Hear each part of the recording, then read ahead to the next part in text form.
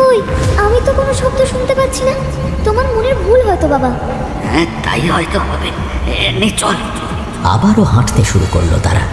আর একটু পরেই শুনতে পেল দূর থেকে ভেসে আসছে একটা ছোট ছেলের কান্নার আওয়াজ। এসো এসো, আমার পাতলা রাতের অতিথি হবে না? এসো, তোমরা এসো। এখন ভিতরে চলুন।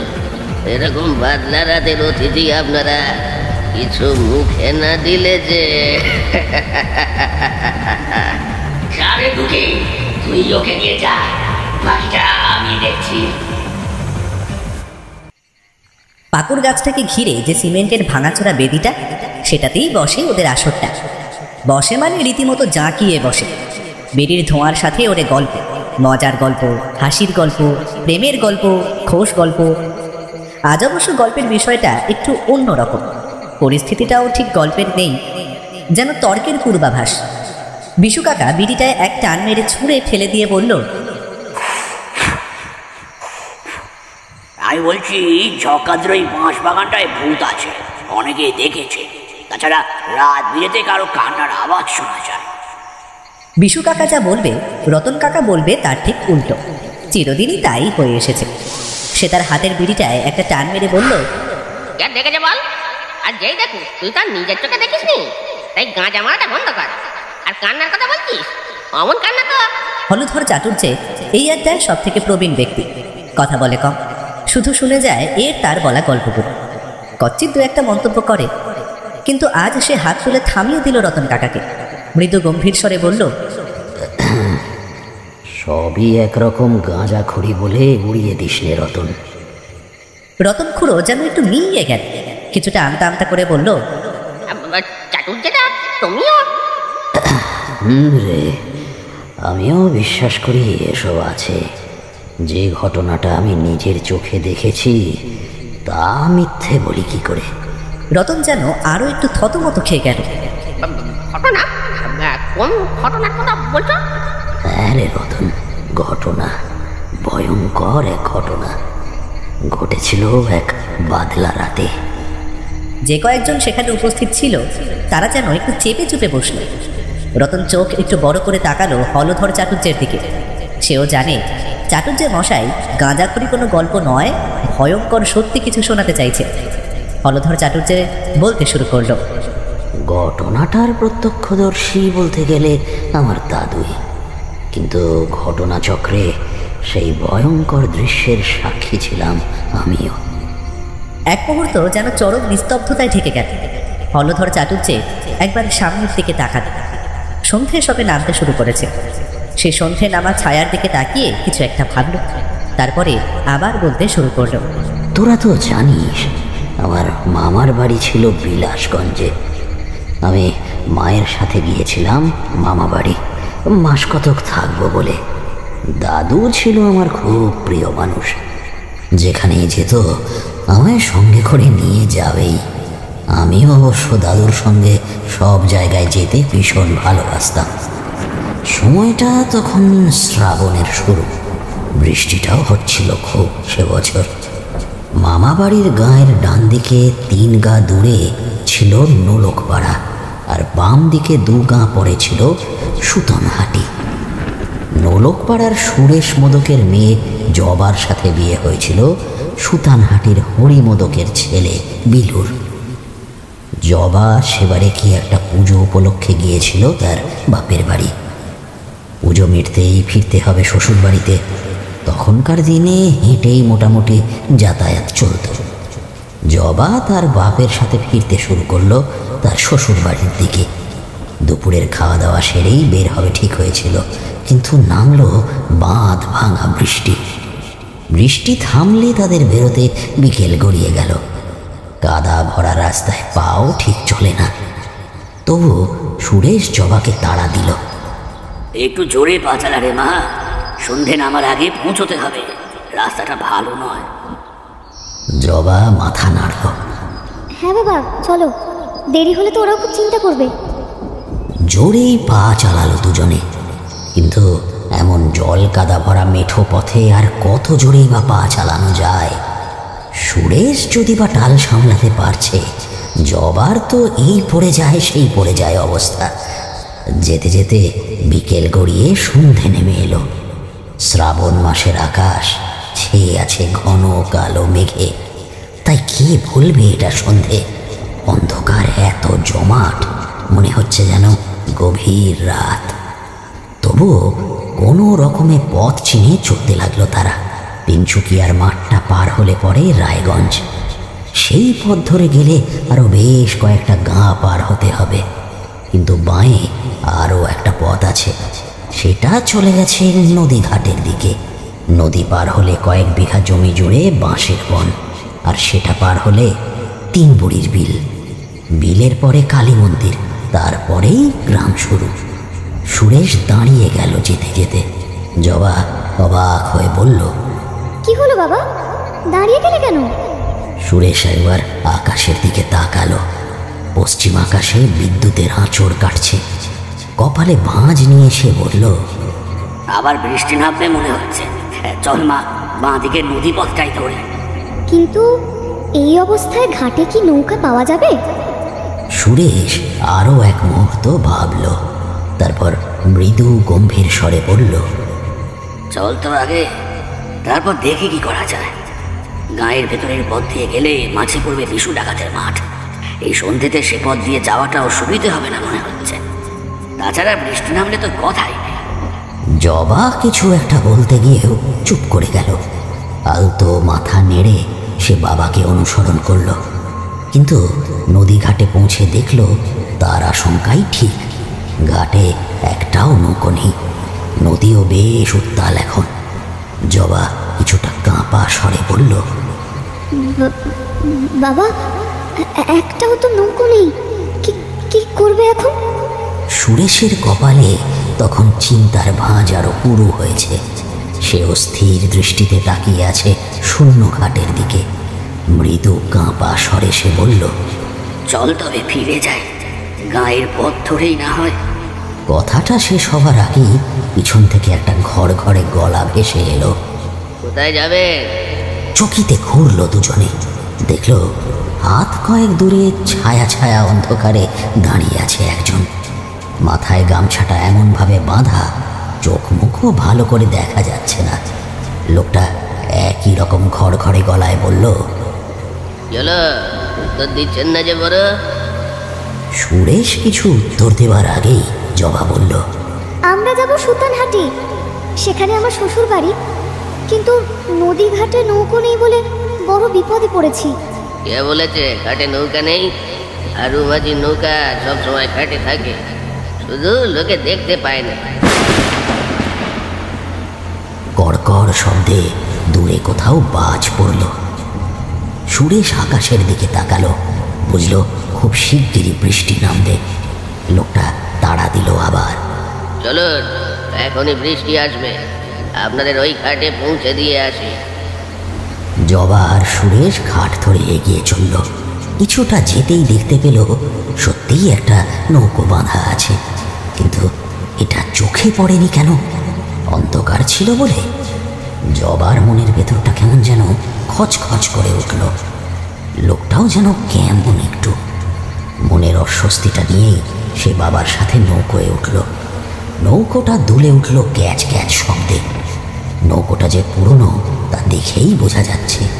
পাটায় ঘুম ধরেছে, ছই ভেঙে ঝুলে গেছে একদিকে। লোকটা অবশ্য এসবকে যেন বিশেষ গুরুত্ব দিল না। সে নিঃশব্দে দাঁড়টা তুলে জলে টান দিল। নৌকোটা আবারও ক্যাচ ক্যাচ শব্দ তুলে এগিয়ে চলল। অন্ধকার ঘন হতে শুরু করেছে আরো। নৌকোটা উত্তাল নদীতে দুলতে দুলতে এগিয়ে চলেছে। সুরেশ আর জবার মনে হলো তারা যেন এক্ষুনি নৌকো থেকে পড়ে যাবে, কিন্তু লোকটার যেন এসবে কোনো ভ্রুক্ষেপ নেই। সে সামনের দিকে তাকিয়ে প্রায় নীরবে চালিয়ে চলেছে নৌকাটা। সুরেশ কিছুটা আকুল স্বরে বলল, মাঝি ভাই সামলে, নদীর যা কেউ, একটু সাবধানে চলো। লোকটা মুখ না ঘুরিয়েই বলল, হয়নি, আরুর নৌকায় কখনো বিপদ হয় না। আপনারা নিশ্চিন্তে বসুন, সময়ের আগেই ঠিক জায়গায় পৌঁছে দেব। হারু অবশ্য মিথ্যে বলেনি। নৌকো নির্দিষ্ট সময়ের আগেই পৌঁছে গেল ঘাটে।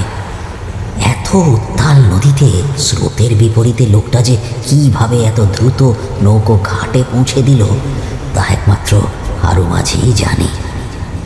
জবার তো এক এক সময় মনে হয়েছিল নৌকোটা যেন কোনো ধোঁয়ার কুণ্ডলীর মধ্যে ভেসে যাচ্ছে। সুরেশ আর জবা উঠে দাঁড়ালো। অন্ধকারটা আর একটু গাঢ় হয়েছে এখন। এদিকের ঘাটটাও ফাঁকা, লোকজন নেই, একদম শুনশান। সুরেশ পাঞ্জাবির পকেট থেকে একটা 2 টাকার নোট নিয়ে বাড়িয়ে দিল হারুর দিকে। এই যে নাও গো তোমার পারানিটা, বড্ড উপকার করলে। হারু হাত বাড়াতে গিয়েও কি ভেবে যেন হাতটা বাড়ালো না। একই রকম ঘড়ঘড়ে গলায় বলল, ওটার দরকার আমার আর লাগে না। আপনাদেরও হয়তো বেশিক্ষণ ওসব কাজে আসবে না। যান যান, দেরি হয়ে যাচ্ছে, সে অপেক্ষা করছে আপনাদের জন্য। জবার বুকের ভেতরটা ধপ করে কি পেয়ে উঠল। কি বলছে লোকটা এসব? কিছুটা কাঁপা স্বরে সে জিজ্ঞাসা করল, কে অপেক্ষা করছে আমাদের জন্য? আরও তাকালো জবার দিকে। এই প্রথম জবা দেখল হারুর চোখ দুটো, চোখ নয় যেন দুটো ঘোলাটে পাথর। জবার বুকের ভিতর একটা ভয় যেন শিরশির পায়ে দৌড়ে গেল।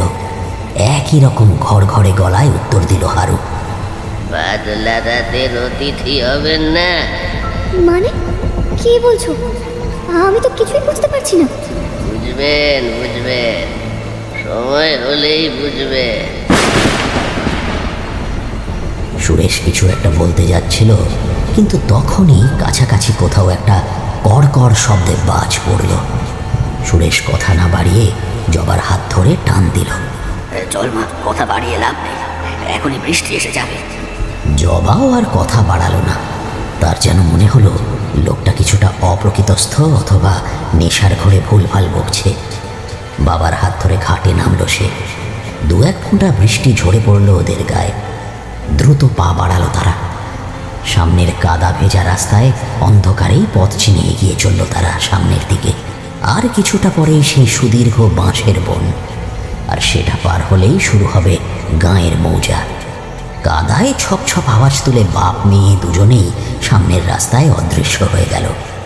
সুরেশ আর জবা অদৃশ্য হতেই হারু উঠে দাঁড়ালো, যেন হাওয়ায় ভেসে এসে নামলো ঘাটে। তারপর সামনের রাস্তা ধরে এগিয়ে চলল ছায়ামূর্তির মতোই। সুদীর্ঘ বাঁশের বনের ভিতর ঝোড়ো দমকা হাওয়াটা পাক খাচ্ছে। ঝিরঝিরে বৃষ্টিটা শুরু হয়েছে একটু আগে। লম্বা কাঠের বাঁটের ছাতাটায় বাবা মেয়ে দুজনে কোনো রকমে মাথা বাঁচিয়ে চললেও তাদের পোশাক আশাক, হাতের জিনিসপত্র, কাপড়ের থলে সব ভিজে সপসপে হয়ে যাচ্ছে। চমকে ওঠা বিদ্যুতের আলোয় পথ চিনে যত দ্রুত সম্ভব তারা পেরিয়ে যেতে চাইছে এই বাঁশ বনটাকে। ঝিরঝিরে বৃষ্টি আর দমকা ঝোড়ো হাওয়ায় দুলছে বাঁশের মাথাগুলো। একটা ভুতুড়ে শব্দ হচ্ছে বাঁশ বনের ভেতরে। জবার বুকটা দুলে উঠছে থেকে থেকেই। সুরেশও যেন কোনো বিপদের আঁচ পাচ্ছে। তার বুকের ভিতরেও যেন একটা ভয় হেঁটে যাচ্ছে গুটি গুটি পায়ে। হঠাৎই জবা টিপে ধরল তার বাবার হাত। সুরেশ কিছুটা অবাক হয়ে জিজ্ঞাসা করল, কি হলো রে মা, হাঁটতে অসুবিধা হচ্ছে? জবা বিস্ফারিত চোখে তখনও তাকিয়ে আছে সামনের দিকে। কাঁপা কাঁপা গলায় সে বলল, বাবা, ওইখানে ওটা কি? চকিতে সেদিকে দৃষ্টিপাত করল সুরেশ। অন্ধকারে চোখ সয়ে গেছে এখন। সে দেখল হাত কয়েক দূরে বাঁশ বনের ভিতর জলজল করছে দুটো চোখ। সুরেশের বুকটা ধক করে উঠল। থেমে গেছে তার চলার গতিও। জবা এখন আরও শক্ত মুঠোয় টিপে ধরেছে তার বাবার হাত। সুরেশ বুঝতে পারল না ঠিক কি করবে এখন। তাদেরকে যেতে হলে ওই জ্বলন্ত চোখ দুটোর পাশের রাস্তা ধরেই যেতে হবে। জবা কাঁপা স্বরে বলল, বাবা, কি করবে এখন? সুরেশ উদ্ভ্রান্তের এক দৃষ্টি নিয়ে তাকালো মেয়ের দিকে। কিছু একটা বলতে যাচ্ছিল, কিন্তু ঠিক তখনই ক্ষুধার্ত ঘড়ঘড়ে গর্জনটা থামিয়ে দিল তাকে। জবা আর তার বাবা দুজনেই দেখল জল জলে চোখ দুটো ধীর ভঙ্গিতে এগিয়ে আসছে তাদের দিকেই। জবার শরীর প্রচণ্ড ভয়ে কাঁপতে শুরু করলো।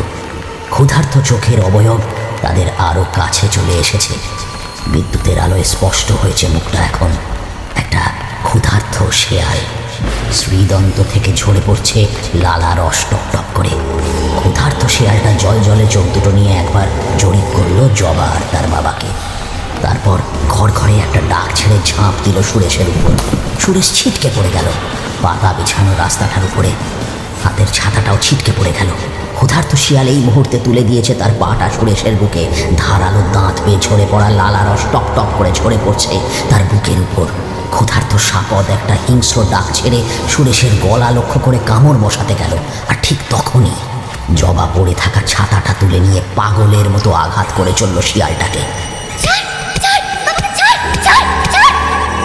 শিয়ালটা আরো একটা ডাক ছেড়ে অন্ধকারে দ্রুত অদৃশ্য হয়ে গেল। জবা হাত বাড়িয়ে তুলল তার বাবাকে। সুরেশের দেহে কাদা আর ভিজে পাতা লেগে এখনো। জবা চাপা ভয় আর বিরক্তি নিয়ে বলল, তখনই বললাম এ পথে এসো না, গায়ের পথ ধরে গেলেই ভালো হতো। সুরেশ সামনের অন্ধকারে চোখ কিছুটা বড় করে তাকালো। হয়তো খুঁজতে চাইল ক্ষুধার্ত শেয়ালটাকে। তারপর মৃদু স্বরে বলল, আরে মা, বড্ড ভুল হয়ে গেছে, এখন তো আর ফিরে যাবার উপায় নেই। ঠিক আছে বাবা, চলো এখন।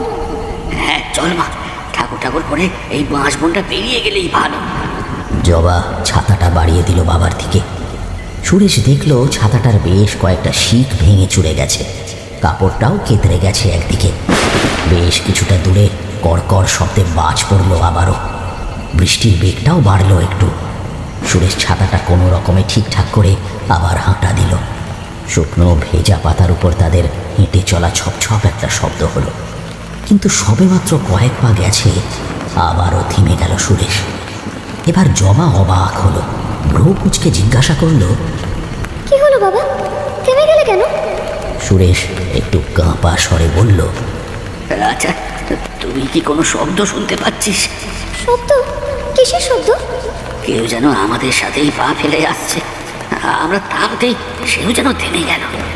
জবা কান খাড়া করে শুনতে চাইল এই অন্ধকারে বৃষ্টি ভেজা বাঁশবনে সত্যিই কেউ আসছে কিনা।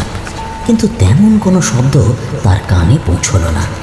আলতো মাথা নেড়ে সে বলল, ওই, আমি তো কোনো শব্দ শুনতে পাচ্ছি না। তোমার মনের ভুল হয়তো বাবা। হ্যাঁ তাই হয়তো হবে, নে চল। আবারও হাঁটতে শুরু করলো তারা। আর একটু পরেই শুনতে পেল দূর থেকে ভেসে আসছে একটা ছোট ছেলের কান্নার আওয়াজ। জবা এক মুহূর্ত থামল, নিজের মনেই বলল, এখানে বাচ্চার কান্না কোথা থেকে আসছে? কান্নার আওয়াজ থামিয়ে দিয়েছে সুরেশের চলার গতিও। জবার অস্পষ্ট স্বরে বলা প্রশ্নটার প্রত্যুত্তরে শুধু সামনের অন্ধকারে অবাক হয়ে তাকালো। বুঝতে চেষ্টা করলো কান্নাটা ঠিক কোথা থেকে আসছে।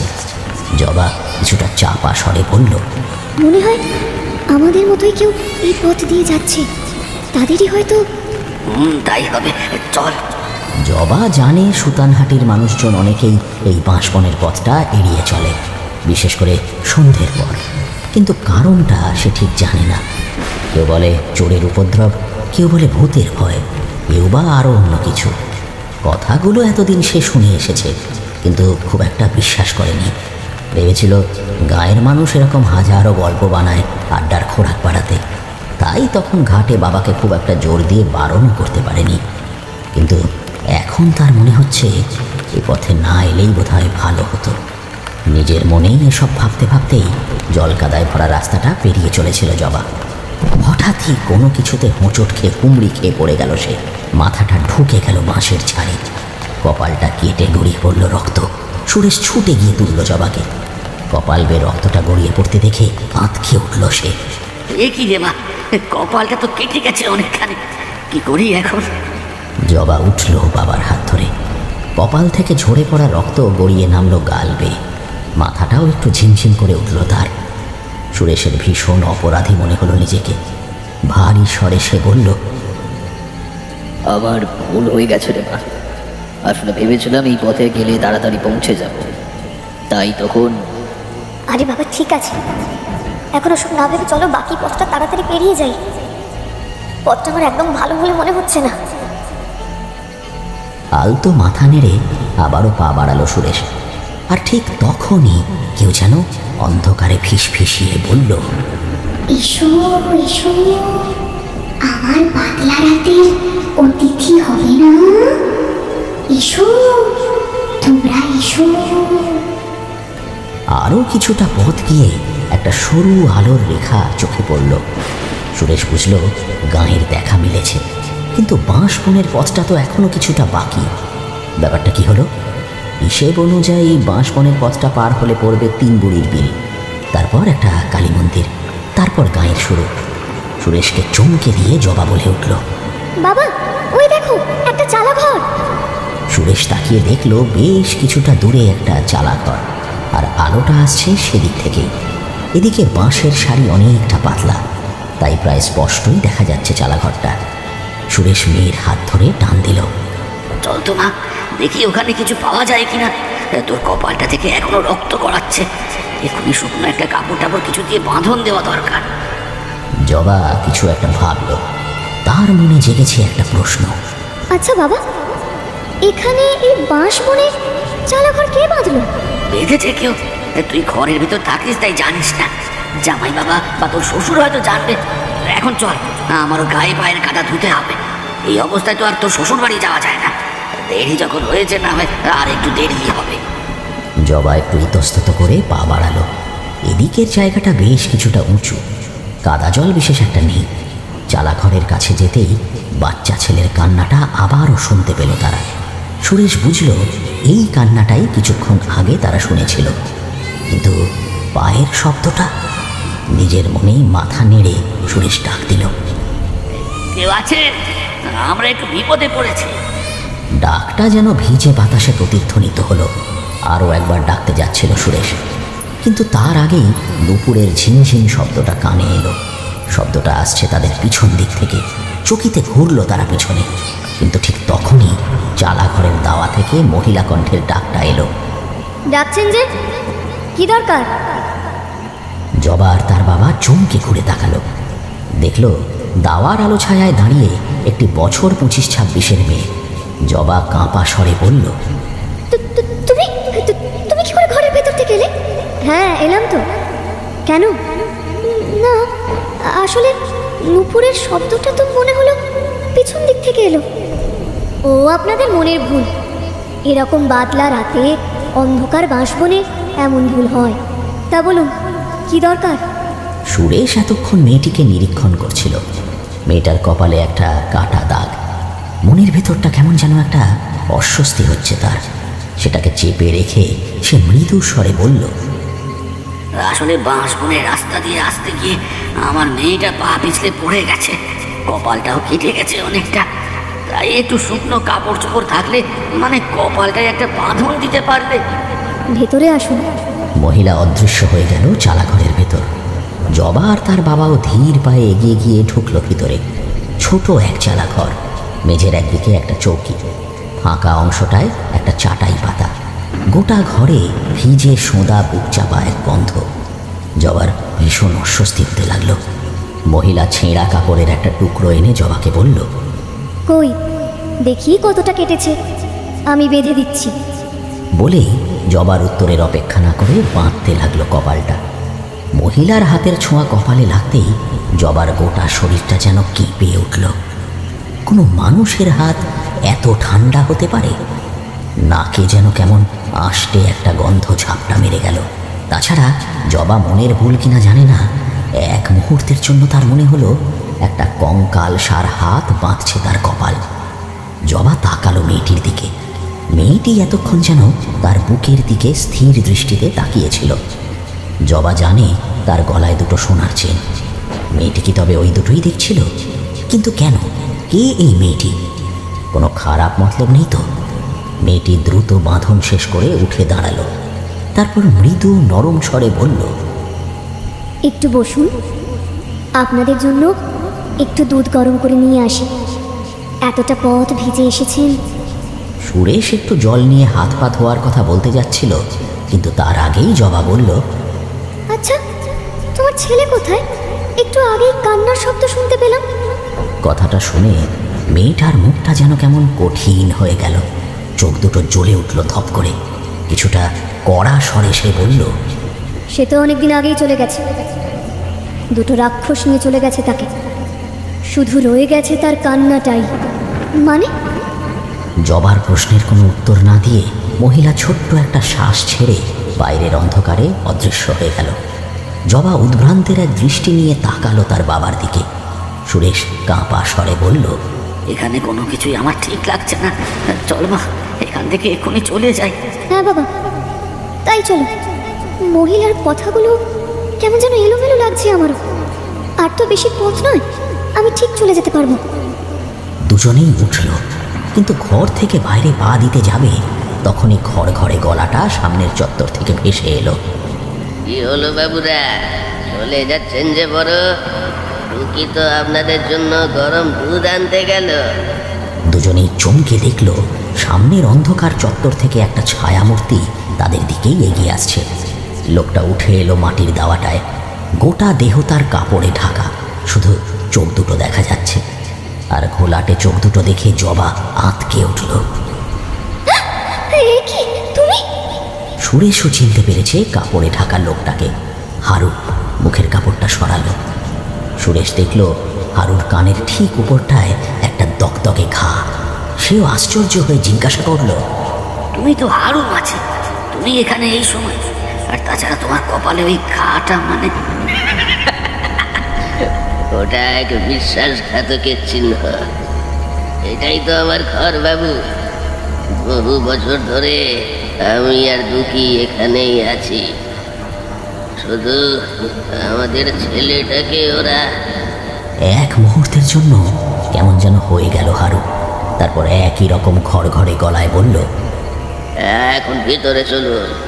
এরকম বাদলা রাতের অতিথি আপনারা, কিছু মুখে না দিলে যে। হারুর ঠোঁট ছিঁড়ে একটা ধারালো হাসি অন্ধকারে মিলিয়ে গেল। জবা আর তার বাবা আবারও ঢুকলো ঘরের ভেতর, বসলো ছেঁড়া চাটাইয়ে। দুকি একটু পরে দুটো মাটির গ্লাসে গরম দুধ নিয়ে এলো। হারুর হাতে দিয়ে ইশারা করলো জবা আর তার বাবাকে দেওয়ার জন্য। হারু গ্লাস দুটো নিয়ে এগিয়ে গেল ওদের দিকে। জবা আর তার বাবা বুকে একটা অজানা অস্বস্তি নিয়ে মাথা প্রায় নিচু করে বসেছিল। হারু গ্লাস দুটো বাড়িয়ে দিল। এই যে খেয়ে নিন, আলো লাগবে। জবা হাত বাড়ালো গ্লাসটা নেবার জন্য, আর তখনই দৃশ্যটা দেখে চিৎকার করে উঠল সে। সুরেশও চমকে দেখল একটা দীর্ঘ নখরযুক্ত লোমশ হাত ধরে আছে দুধের গ্লাস। হারু যেন ধমক দিল, দেখুন। আরও এক প্রকার জোর করে গ্লাস দুটো ওদের হাতে ধরিয়ে দিল। জবা কাঁপা হাতে নিল গ্লাসটা। আষ্টে একটা গন্ধ আসছে গরম পানীয়টা থেকে। কেমন যেন গাটা গুলিয়ে উঠল জবার। বুক ঠেলে বমির একটা দমক উঠে এলো। হাত থেকে ছিটকে পড়ে গেল মাটির গ্লাসটা। চাটাইয়ের উপর ছিটিয়ে পড়ল তরল। আর টকটকে লাল রক্তটা দেখে সুরেশের শরীরটা ভয়ঙ্কর ঝাঁকুনি খেয়ে গেল। কাঁপা কাঁপা স্বরে সে বলল, কে তোমরা? সত্যি করে বলো, কে তোমরা? আমি তো হারু, আর ওই আমার বউ দুঃখী। সুরেশ বুঝল ভয়ঙ্কর মৃত্যু ফাঁদে আটকে গেছে তারা। কিন্তু এ থেকে বের হবার উপায় কি? সুরেশ আর কিছু ভাবার আগেই বাইরের অন্ধকার থেকে দুঃখীর গলা শোনা গেল। কই গো, কলা পাতাগুলোর ব্যবস্থা করো, ওদের খেতে দিতে হবে তো। আরও হাসলো তুলে তুলে। যাই, এবার তো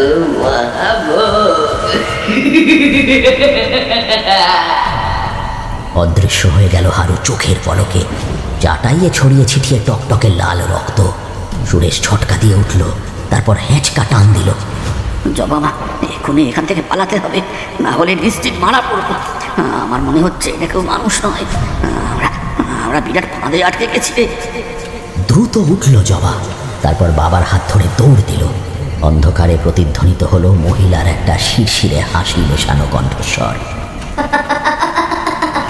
কোথাও পালাতে পারবি না, তোরা যে আজ আমাদের বাদলা রাতের অতিথি। সমস্ত ভয়কে উপেক্ষা করে ছুটে চলল জবা আর তার বাবা। হঠাৎই জবা কোঁকিয়ে উঠল। থেমে গেল সুরেশ। কি হলো রে মা, চিৎকার করলি কেন? পায়ে একটা কাঁটা ফুটে গেছে বাবা। দাঁত চেপে কাঁটাটা বের করলো পা থেকে। রক্ত গড়িয়ে পড়ল পায়ের তলাবে। সেটাকে উপেক্ষা করে জবা আবারও দৌড়তে গেল, কিন্তু দেখল তার বাবা পাথর হয়ে দাঁড়িয়ে আছে। জবা তার বাবার হাত ধরে টান দিল। কি হলো বাবা, চলো। জবা দেখল তার ডাকেও আর বাবা নড়ল না। যেমন পাথরের মতো দাঁড়িয়েছিল তেমনই দাঁড়িয়ে রইল। জবা আবারও টান দিল। কি হলো বাবা, দাঁড়িয়ে গেলে যে? চলো, এই বাঁশবন ছেড়ে যত তাড়াতাড়ি সম্ভব চলে যেতে হবে আমাদের, চলো। সুরেশ ভাঙা ভাঙা গলায় বলল, আমাদের যাওয়া হবে না রে। যাওয়া হবে না মানে? সামনে তাকিয়ে দেখ। জবা ঘুরল সামনে। আকাশে বিদ্যুতের ঝলকানি, আর সেই আলোয় দেখল মাত্র হাত কয়েক দূরে দাঁড়িয়ে আছে হারু আর দুকি। চোখ তাদের জ্বলছে ভাঁটার আগুনের মতো। হারুর গলাটা অন্ধকার চিরে প্রতিধ্বনিত হলো, কোথায় পালাচ্ছ গো তোমরা? তোমরা যে আজ আমাদের অতিথি, আর অতিথি সেবা না নিয়ে চলে যাবে তা কি করে হয় বলো? জবা কাঁপা কাঁপা স্বরে অনুরোধ করলো, ছেড়ে দাও, ছেড়ে দাও না আমাদের। আমরা তো তোমাদের কোনো ক্ষতি করিনি, বলো, ছেড়ে দাও, ছেড়ে দাও। কথাটা শেষ হবার আগেই দুকি গর্জে উঠল, ক্ষতি? কি ক্ষতি করেছিল আমার ছোট ছেলেটা? কি ক্ষতি করেছিল আমার স্বামী? কি ক্ষতি করেছিলাম আমি? তোরা দুজনে সব শেষ করে দিলি আমাদের। অতিথি হয়ে এসে সব খেয়ে নিয়ে রাক্ষসের দল। সুরেশ কিছুটা অবাক হয়ে বলল, কি বলছো তোমরা? আমরা তো কখনো আসিনি এই চালা ঘরে এর আগে। এসেছিলি, এসেছিলি। সেদিনও ছিল এখন বাদলার হাত। আশ্রয় দিয়েছিলাম তোদের দুজনকে, কিন্তু কিন্তু তোরা।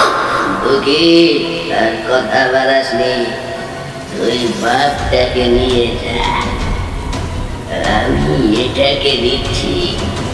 আজ এদের দিয়েই হবে মহাভোগ।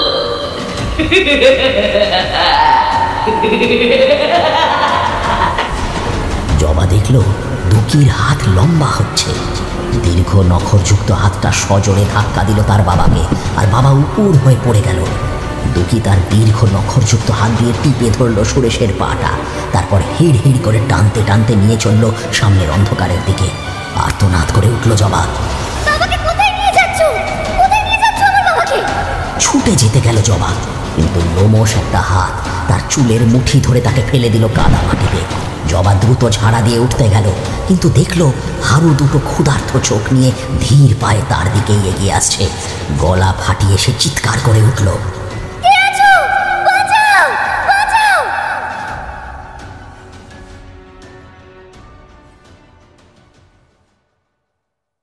বিশ্বম্ভর চাটুর্যে নদী পাড়ের এক গাঁয়ে শ্রাদ্ধ শান্তির কাজে গিয়েছিল। বৃষ্টির জন্য বের হতে পারছিলেন না। বৃষ্টি থামতেই তিনি রওনা দিয়েছেন বাড়ির উদ্দেশ্যে। গৃহস্থ যদিও অনুরোধ করেছিল রাতটুকু কাটিয়ে যেতে, কিন্তু ঠাকুরমশাই শুধু স্মিত হাস্যে বলেছিলেন, চিন্তা করবেন না, সঙ্গী হিসেবে তো হলধর আছে, আর তাছাড়া এটাও রইল সঙ্গী। বিশ্বম্ভর হাতের ত্রিশূলটা আলতো দুলিয়েছিলেন গৃহস্থের উদ্দেশ্যে। গৃহস্থ একবার ত্রিশূলটা, একবার বছর 13 কিশোরকে এক পলক দেখেছিল, তারপর আলতো মাথা নেড়েছিল শুধু। বিশ্বম্ভর বাঁশবনের পথটা অতিক্রম করতে করতে হলধরকে বললেন, সন্ধে অনেকটা গড়িয়ে এলো রে, তোর মা নিশ্চয়ই চিন্তা করবে খুব। কিশোর হলধর তার দাদুর দিকে অন্ধকারে এক পলক তাকান, কিন্তু কোনো উত্তর দিল না। বিশ্বম্ভরের কেন যেন মনে হলো হলধরের কাদায় হাঁটতে বেশ কষ্টই হচ্ছে, তাই মন ভোলানোর জন্য বলল, জানিস দাদু ভাই, অনেক আগে এই বাঁশ শুনে বাস করতো। কথাটা শেষ হওয়ার আগেই মহিলা কণ্ঠের কান ফাটানো আর্তনাদ কে আছো? বাঁচাও, বাঁচাও। থামিয়ে দিল তাকে। বিশ্বম্ভর এক মুহূর্ত গোছালো নিজেকে, তারপর হলধরের হাত ধরে টান দিল। চল তো দাদু ভাই, মনে হয় কোনো মা বিপদে পড়েছে।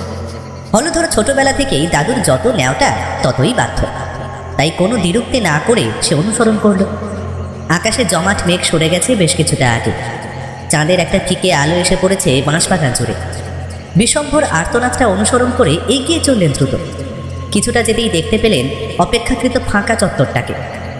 সেই চত্বরে হাঁটু গেঁথে বসে আছে এক মহিলা আর হাউ হাউ করে কেঁদে চলেছে।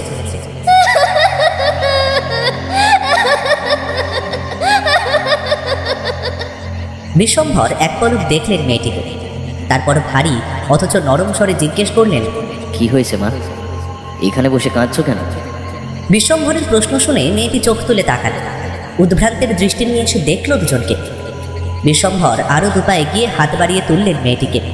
একই রকম নরম স্বরে বললেন, ভয় নেই মা, আমি বিশ্বম্ভর চাটুর্যেন, এই আমার নাতি হলধর। তুমি বলো কি হয়েছে, তোমার পরিচয় কি, এই সন্ধে রাতে এখানেই বা এসছো কেন?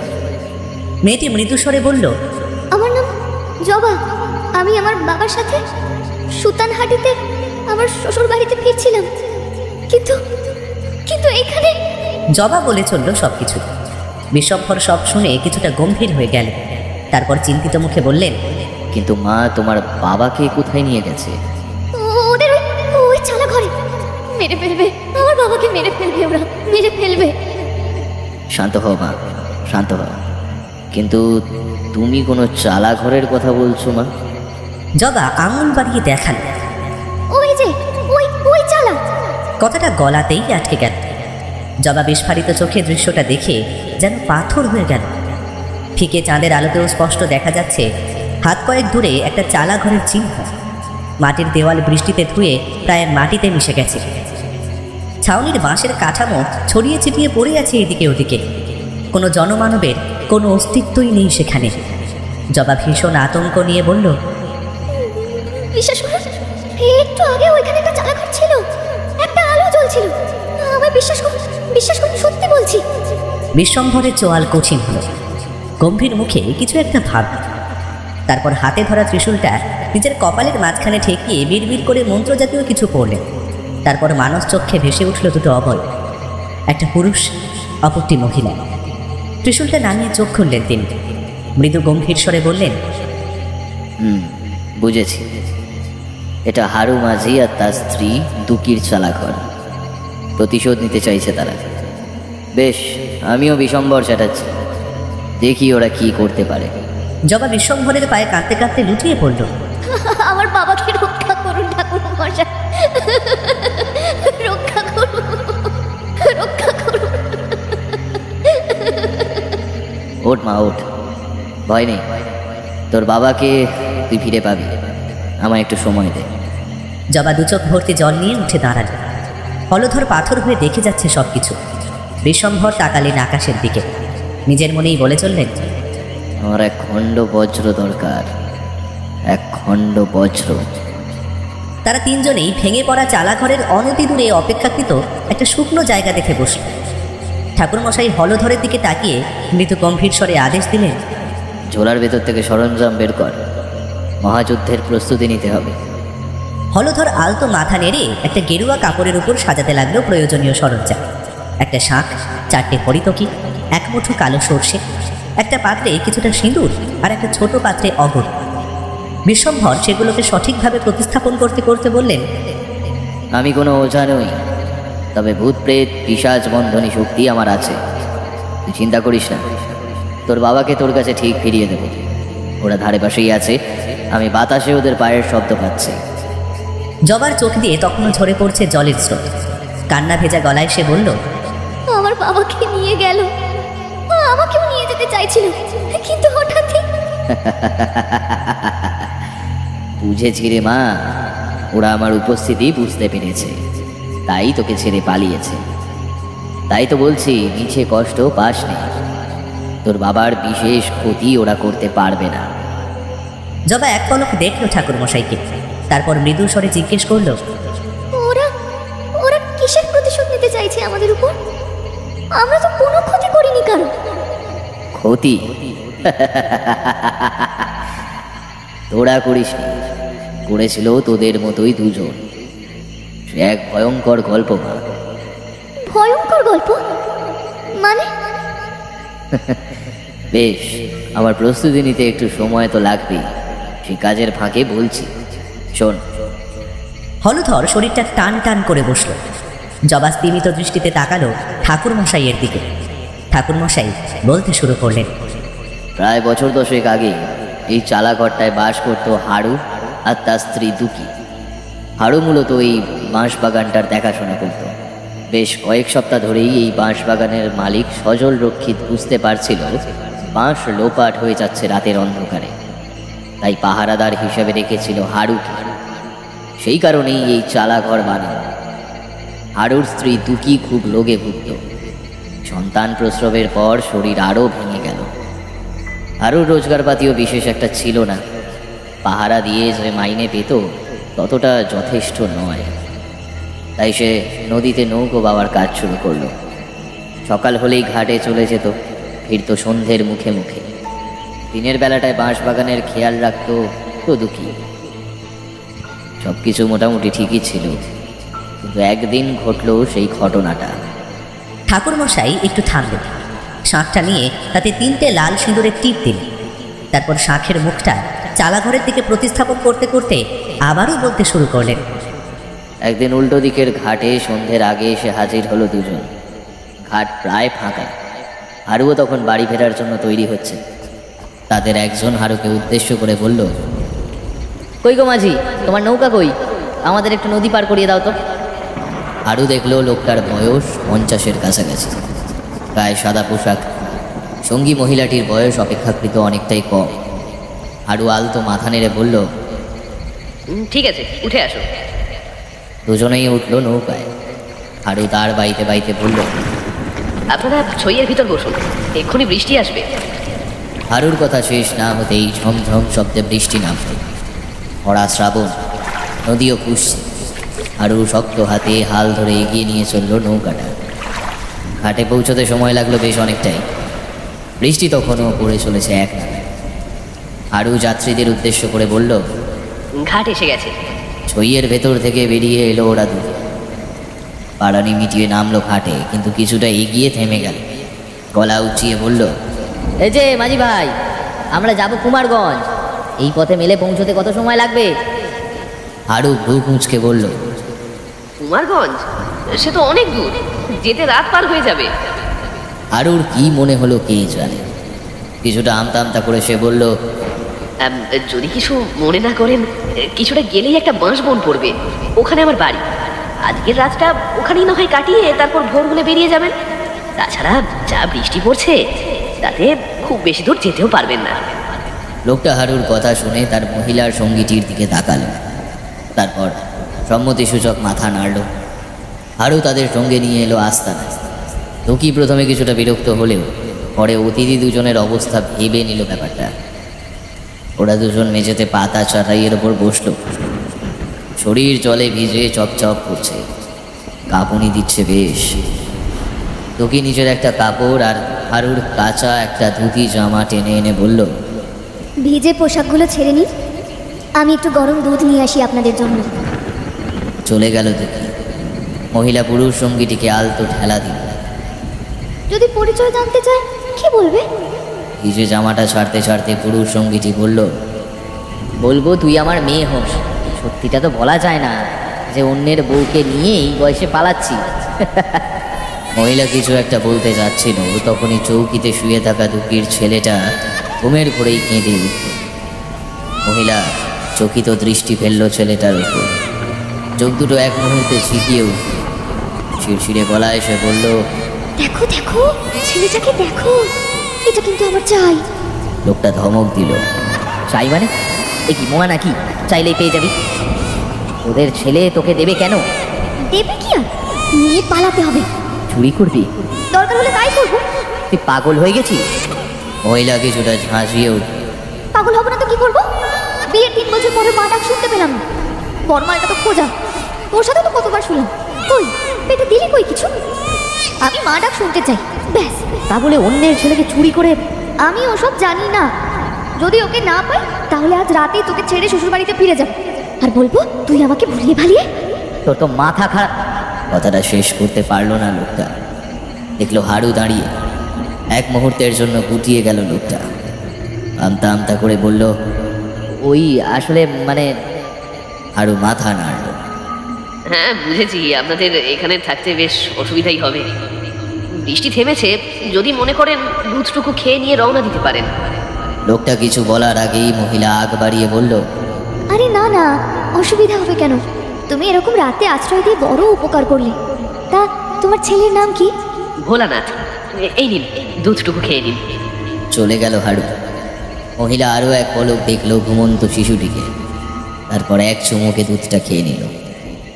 রাতে খাবারে সামান্যই ব্যবস্থা ছিল, ভাত আর সবজি কিছুটা কিন্তু করেই হাড়ু খেতে দিল ওদের। আসলে বাড়িতে তেমন কিছু নেই, রাতও হয়েছে, তাই। লোকটা মাথা দুলিয়ে বলল, আরে এ তো বিরাট পাওয়া। তুমি কুণ্ঠিত হয়েও না, বরং বলি কি, তোমরা আমাদের সাথে বসে পড়ো। দুঃখী আপত্তি করলেও শেষ পর্যন্ত তাকে বসতে হলো। সবে এক গ্লাস তুলতে যাচ্ছে, তখনই লোকটা থামিয়ে দিল দুঃখীকে। মহিলা সঙ্গীটির সঙ্গে একবার দৃষ্টি বিনিময় করল সে, তারপর আলগা হাসি নিয়ে বলল, তুমি তো খুব শীর্ণ দেখছি, এভাবে খাবার খেও না। দাঁড়াও, আমি ওটাকে মহাভোগ করে দিচ্ছি, খেয়ে দেখো, শরীর একদম তরতাজা হয়ে যাবে। লোকটা উঠে ঝোলা থেকে একটা কৌটো বের করল, তারপর সেটা থেকে একটু তরল জাতীয় কিছু কয়েকটা ফোঁটা মিশিয়ে দিল ভাত আর সবজিতে। হাড়ুর পাতেও দিল কয়েক ফোঁটা।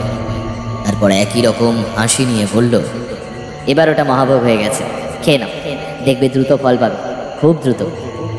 আরও এক মুহূর্ত দেখল লোকটাকে, মৃদু স্বরে জিজ্ঞেস করল, আপনারা নিজেদেরটা মহাভোগ করবেন না? লোকটা কিছু উত্তর দেওয়ার আগেই মহিলা সঙ্গীটি চটপট বলল, আমরা আসলে দিনে মহাভোগ সেরে এসেছি, তাই রাতে সাদামাটা। সরলতা এক বিষম বস্তু, তা হয়তো আড়াল করে রাখে শয়তানের মুখোশকে। তাই হাড়ু বা দুঃখী কেউই বুঝতে পারল না ঠিক কতটা ভয়ঙ্কর পরিণতি তাদের হতে চলেছে। হাড়ু কয়েক গ্লাস খাওয়ার পরই বুঝলো তার মাথাটা ঝিমঝিম করছে, চোখের সামনে যেন সব দুলছে। দুঃখীর দিকে তাকালো সে, দেখলো দুঃখীর শরীরটা কেমন আবছা দুলতে দুলতে ভাতের থালার ওপর লুটিয়ে পড়েছে। হাড়ুও নিজের শরীরটা ধরে রাখতে পারল না, মুখ থুবড়ে পড়ে গেল ভাতের ওপর, ছড়িয়ে ছিটিয়ে গেল তরকারি। মহিলাটি দ্রুত উঠল, পেছনায় শুয়ে থাকা ঘুমন্ত শিশুটিকে ছো মেরে তুলে নিয়ে গেল কোলে। শিশুটি কেঁদে উঠল তারস্বর। মহিলা শিরশিরে গলায় বলল, কাঁদিস নি, কাঁদিস নি, এবার থেকে তুই তো আমার ছেলে হলি। কই গো, চলো এক্ষুনি এখান থেকে পালাতে হবে, চলো। পুরুষ সঙ্গীটি ঝোলাটা কাঁধে তুলে খড়খড়ে গলায় বলল, মনের স্বাদ মিটেছে, চলে এবার। কথাটা শেষ হওয়ার আগেই ভারী কিছু আঘাত করলো তার মাথায়, থেতলে গেল মাথাটা। রক্ত ছিটকে পড়ল ভাতের ওপর। দুঃখীও উঠে দাঁড়িয়েছে কোনো রকম। শিশুর কান্না জাগিয়েছে এক মাকে। টলতে টলতে সে এগিয়ে গেল, কাঁপা কাঁপা হাত বাড়িয়ে দিলেও ছেলেটাকে নেওয়ার জন্য। আমার ছেলেটাকে ছেড়ে। মহিলা সজোরে ধাক্কা দিল দুঃখীকে। ছিটকে পড়ল সে মেঝেতে। চৌকির কোনায় ছুটে গেল মাথায়। মহিলা ডাক দিল, কি হলো, চলে এসো। লোকটা শিরশিরে গলায় বলল, পাপের পথে যখন নেমেছি সেটা সম্পূর্ণ করি। বলেই ঘরে জ্বলতে থাকা আলোটা ছুড়ে দিল বিছানায়। ধপ করে আগুন ধরে গেল বিছানার চাদরে। দাউ দাউ করে আগুন ছড়িয়ে পড়ল গোটা ঘর জুড়ে। আর একটু পরেই পুরুষ ও মহিলা কণ্ঠে মৃত্যুর আর্তনাদ ফাটিয়ে চৌচির করে দিল বাঁশ বাগানের চত্বর।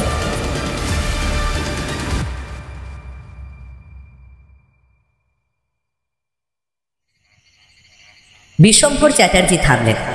হলধর এতক্ষণ পাথর হয়ে শুনছিল। জবা যেন প্রস্তর মূর্তি হয়ে গিয়েছিল। সে এখন বুঝতে পারছে সব কিছু, কেন তাদের দুধ খেতে দেওয়া হয়েছিল, কেন মহাভাগের কথা বলেছিল ওরা। দুটো নিষ্ঠুর শয়তান নির্দয়ভাবে মেরে ফেলেছিল সরল মানুষ দুটোকে। কোনো এক বাদলা রাতের অতিথি নিজেদের মনের স্বাদ মেটাতে নিষ্ঠুরভাবে হত্যা করেছে বিশ্বাসকে, সরলতাকে। দুটো সরল নিষ্পাপ মানুষের অতৃপ্ত আত্মা আজও এই বাঁশবনে রয়ে গেছে, অপেক্ষা করে আছে কবে আসবে কোনো বাদলা রাতের অতিথি, মিটিয়ে নেবে বহু বছরের হিসেব। জবা কাপা স্বরে জিজ্ঞেস করল, ঠাকুরমশাই, ওই লোকগুলোর আসল পরিচয় কি? ছোট ছেলেটারই বা কি হলো? ঠাকুরমশাই একবার আলতো দৃষ্টিতে তাকালেন, তারপর শুকনো হাসি নিয়ে বললেন, জানি না, শয়তানের কি আর আলাদা কোনো পরিচয় হয় রে মা? শিশুটিও হয়তো ওদের জিম্মাতেই এখনো। হঠাৎই থেমে গেলেন ঠাকুরমশাই। স্থির দৃষ্টি ফেললেন সামনে। চাপা স্বরে তিনি বললেন, ওরা আবার আসছে। কেউ কিছু বোঝার আগেই অদূরে ধপাস করে শব্দ হলো, সাথে একটা যন্ত্রণার আর্তনাদ। জবা চমকে দেখল মাত্র হাত কয়েক দূরে পড়ে তার বাবার যন্ত্রণা ক্লিষ্ট দেহটা। যন্ত্রণায় যেন গুটিয়ে গেছে শরীরটা।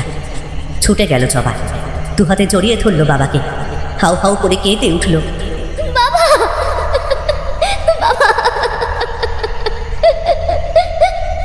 একটা মুহূর্ত মাত্র জবার বাবার চোখটা থপ করে জ্বলে উঠল। ঝড়ের বেগে এসে টিপে ধরল জবার গলা। জবার দম বন্ধ হয়ে এলো, চোখ দুটো ঠিকরে বের হয়ে এলো কোটর থেকে। ঠাকুরমশাই এক মুঠো কালো সর্ষে নিয়ে অগ্নিশর্মা হয়ে ছুটে গেলেন। বিড়বিড় করে মন্ত্র করে ছুড়ে দিলেন সেগুলো জবার বাবার শরীরে। একটা বাতাস বইতে শুরু করলো, কালো ধোঁয়া পাক খেলো বাতাসে। জবার বাবার মুষ্টিবদ্ধ হাত আলগা হয়ে পড়ে গেল মাটিতে। জবার গলা দিয়ে দমকা কাশির একটা শব্দ বের হয়ে উঠল। হাঁ করে দম নিল একটু। ঠাকুরমশাইয়ের মুখ এখন কঠিন। এক পলক জবা আর তার বাবাকে দেখে ফিরে গেলেন আসনে। দৃঢ় স্বরে বললেন, খুব সাবধান মা, ওরা ছলনার আশ্রয় নিচ্ছে। আমরা যতটা ভয়ঙ্কর ভাবছি তার থেকেও ভয়ঙ্কর হবে লড়াই।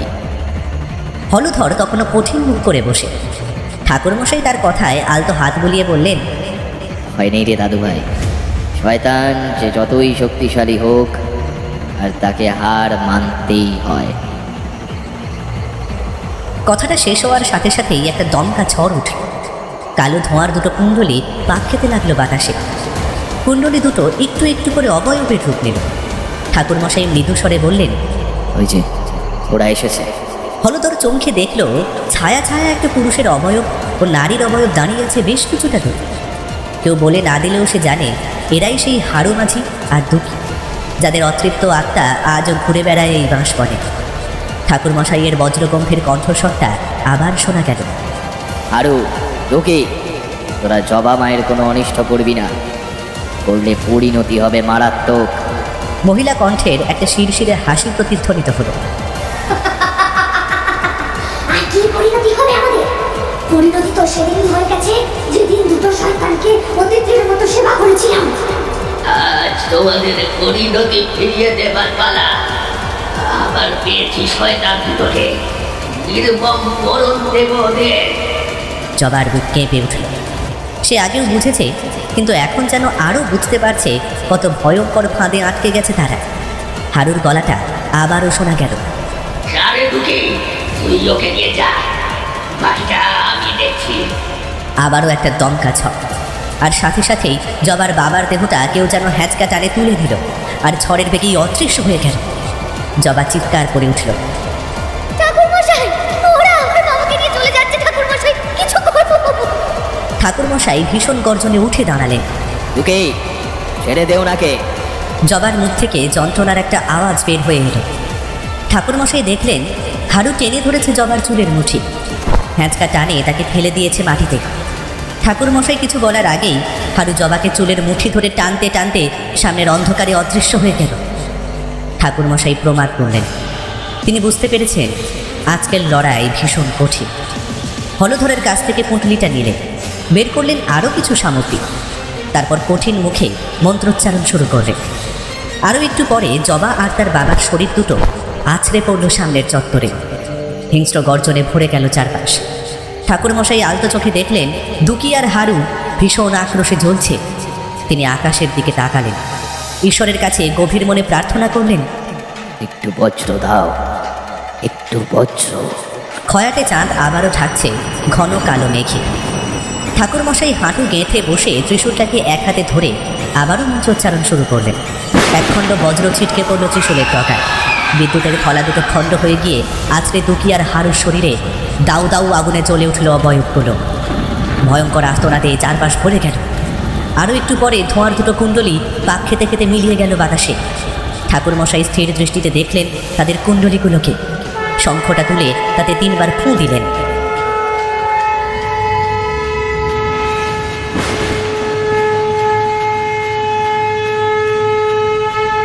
মৃদুস্বরে প্রার্থনা করলেন, ঈশ্বর ওদের শুদ্ধ জন্ম দিব।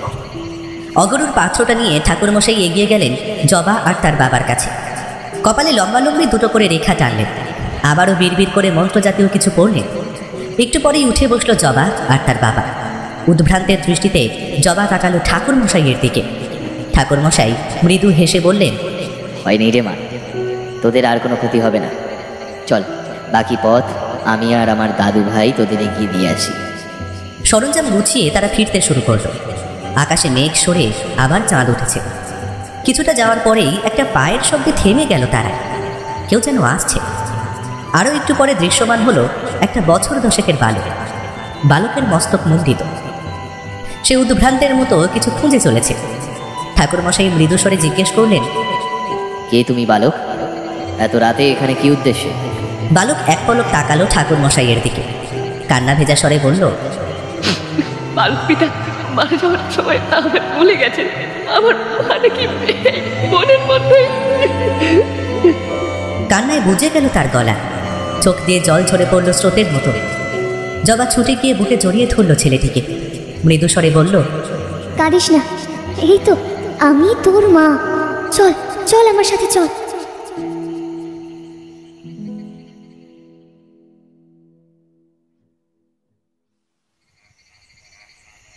হলধর চাটুর্যে থামলেন। রতন কাকা, বিশু খুড়ো তখনও যেন কোনো এক ঘোরের মধ্যে ডুবে আছে। বিশু কিছু একটা জিজ্ঞেস করতে গিয়েও থেমে গেল। চাটুর্যে মশাই আসর ছেড়ে উঠে পড়লেন। তারপর এক প্রকার নীরবেই জায়গাটা ছেড়ে সামনের রাস্তা ধরে অদৃশ্য হয়ে গেল। ভেঙে গেল সভা আজকের মতো। যে যার বাড়ি ফেরার পথ ধরল। রতন কাকার বিশু খুড়ো ফিরতে লাগলো একসাথে। ঝকাতের বাঁশবাগানের কাছে সেখানে এসে তারা থেমে গেল। বাঁশবাগানের ভেতর থেকে ভেসে আসছে নুপুরের মৃদু ঝিনঝিন আওয়াজ। কেউ যেন ধীর পায়ে হেঁটে বেড়াচ্ছে। বিশু খুড়ো কিছু একটা বলতেই যাচ্ছিল, কিন্তু ঠিক তখনই শোনা গেল কোনো এক বাচ্চা কেঁদে চলেছে অন্ধকার বাঁশবনের ভিতরে।